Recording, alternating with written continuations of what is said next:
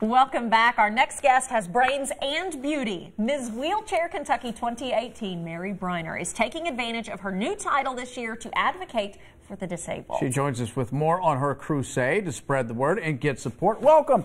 Mary, good to see you. Thank you. Thank you for having me. Congratulations, by the way. Thank you very much. Thank you very much. Is that the official tiara? This is the official tiara. It's beautiful. It's the one that we give this away with. Yeah, right. Yes. And no one's going to, I mean, that's expected. When you have on a gorgeous crown like that, of course, you've got to perfect the wave. You've got to perfect the wave. Yes. So how did you get involved in this? Back in maybe October of last year, some friends of mine who knew about the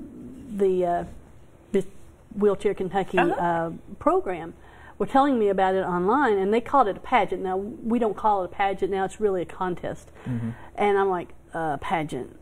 No, I'm like, I don't think so. Right. We may be just a little bit beyond that. And that's because of the wagering, is that right? Because there's a lot of money being there's lots of money on there. Right. Not. But they were just telling me, it's for women ages 21 to 60, and I'm in there somewhere. Right. Got it. 22. There you go. And they were just telling me, it's for women so that we can show that, one, women in wheelchairs, just because we're in a wheelchair doesn't mean we sit in the background and we don't do anything, that we can still be out there, and it also gives us a chance to advocate for other people with other disabilities, whether it be wheelchairs or what have you. So it gives you a platform. It gives you a platform, exactly. Yeah. How excited were you when they crowned you? Could you believe it? I was floored. I mean, I was like, okay, I'm going to be ready to say, oh, it's so nice to have been part of this, and then they said, I'm like, excuse me? Yeah. So where was it held? Where did they do it? It was in Louisville. Yeah. Okay. It was at the Sam Waters Cosair's Children's Office Park. Oh, okay. They have it at a different place each year, and that's where it happened to be. Now, we saw a photo of you wearing blue. Was that the night you got crowned, or was this? Actually, the night I got crowned, I was in governor, a darker one. The blue is just one of the. We had several different pictures taken, and that's just one of them. Yeah. So what's the biggest thing you're wanting to advocate for those with disabilities?